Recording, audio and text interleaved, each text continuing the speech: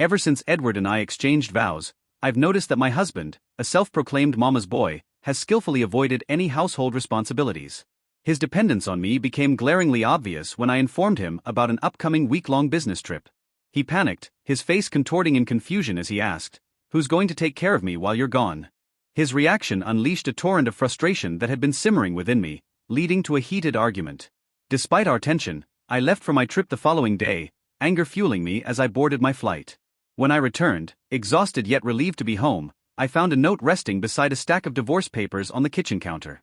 His message was short but audacious: "Since you neglected the housework, I'm going back to my parents. Think about these papers while I'm gone." My blood boiled at his childish ultimatum. How dare he try to use divorce as leverage? Yet as I sat in silence reflecting on the state of our marriage, I realized something startling. I didn't feel sadness at the thought of it ending.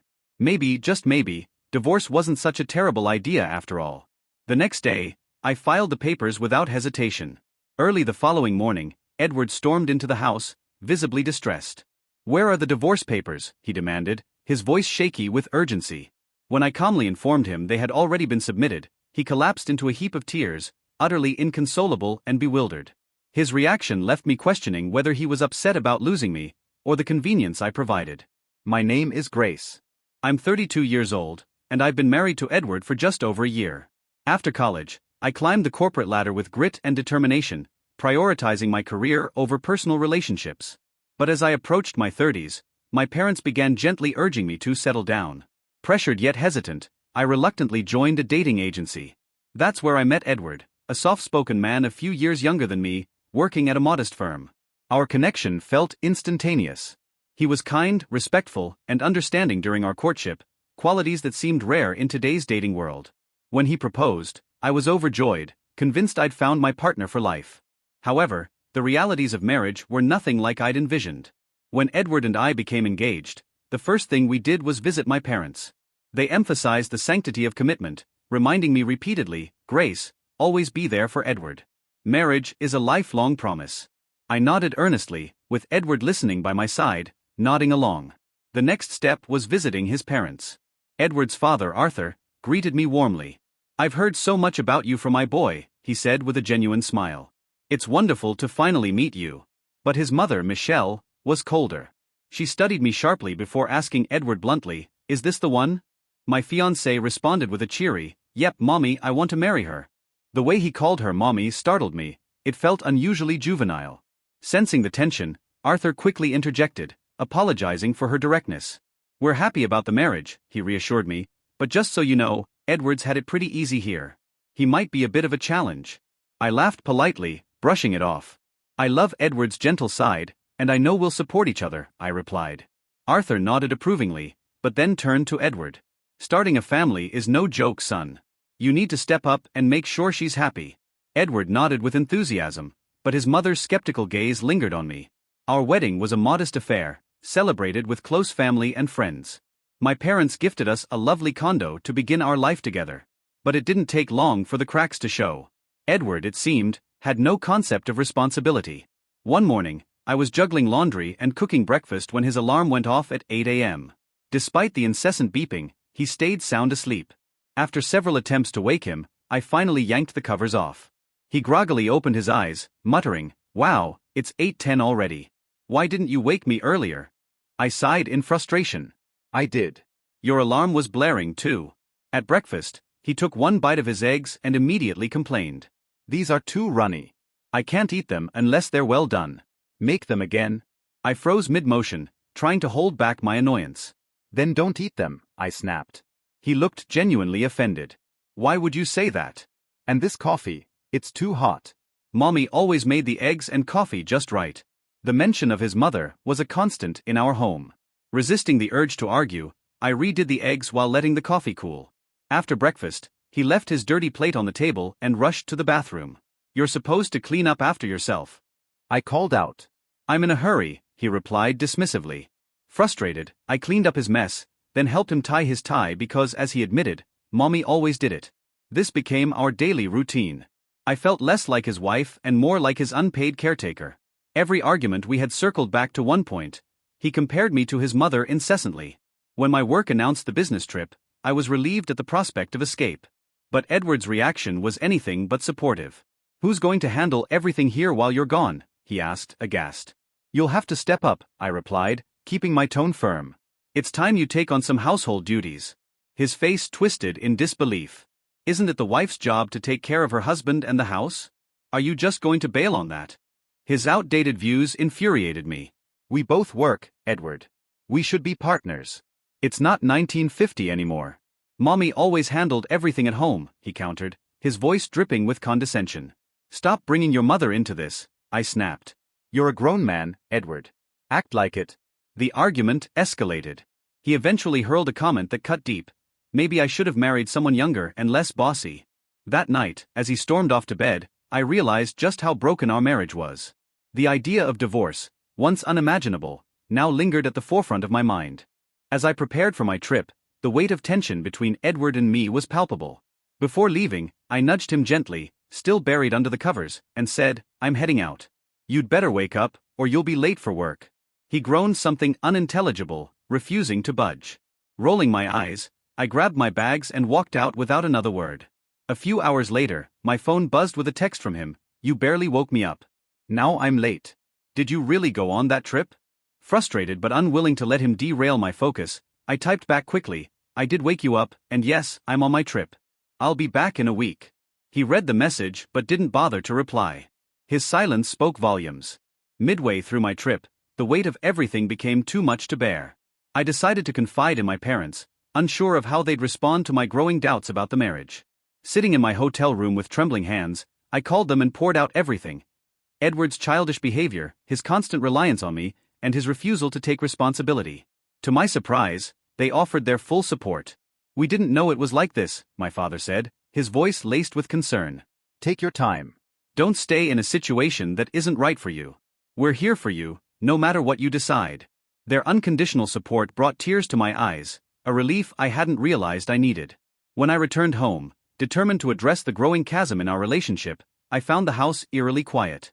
Edward wasn't home, but on the dining table, there was a note and a set of signed divorce papers. The note read, "Since you didn't do the housework, I'm heading back to my folks. Look over the divorce papers and think things through." At first, rage bubbled within me. How dare he try to use divorce as a weapon, as if I'd grovel at his feet. But as the anger subsided, I realized something. I felt relief. Maybe this was a sign that our relationship had run its course. With calm resolve, I filed the papers the very next day. When the divorce was finalized, I felt a weight lift off my shoulders.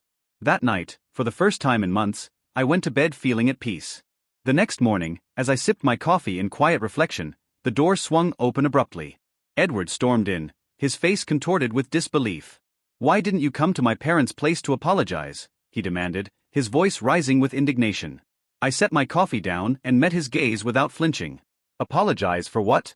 I asked coolly.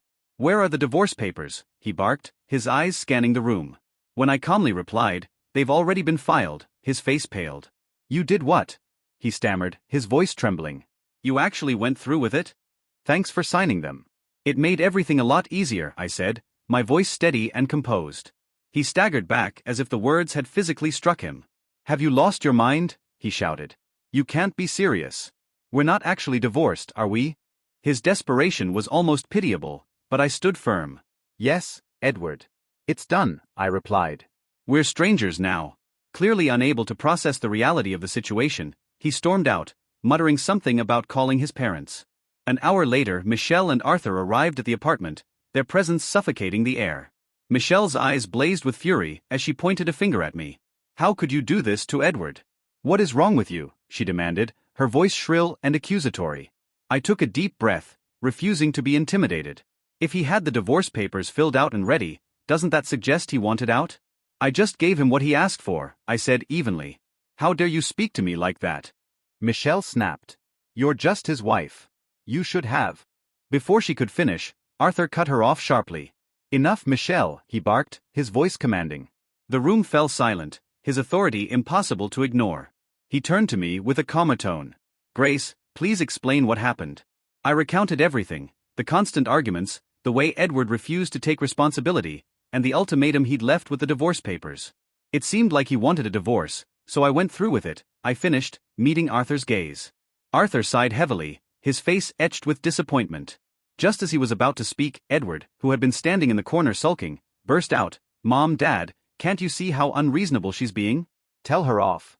Michelle rushed to his side, clutching his arm. "Oh, Edward, my poor baby. She's so hasty. Grace, you need to reverse this immediately."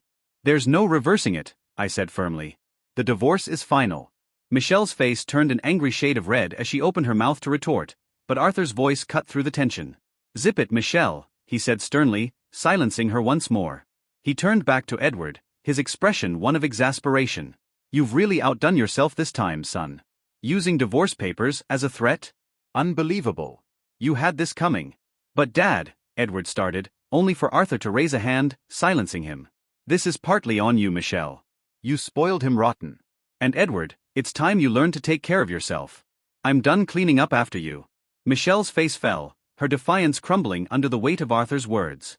"If you keep this up, Michelle, I might divorce you too," he added, his voice like steel. The room was thick with tension as his words sank in.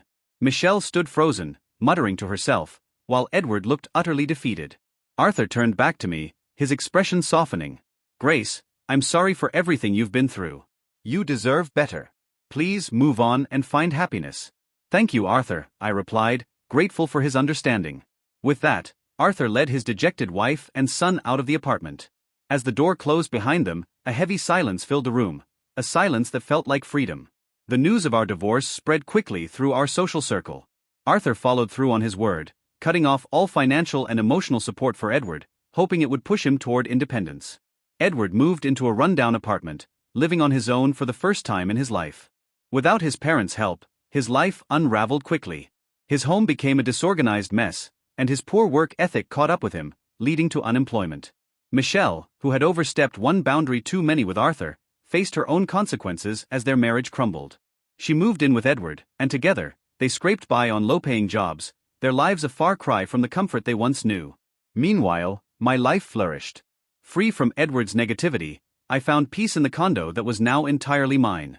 With a renewed sense of purpose, I poured my energy into my career, thriving in ways I hadn't imagined possible.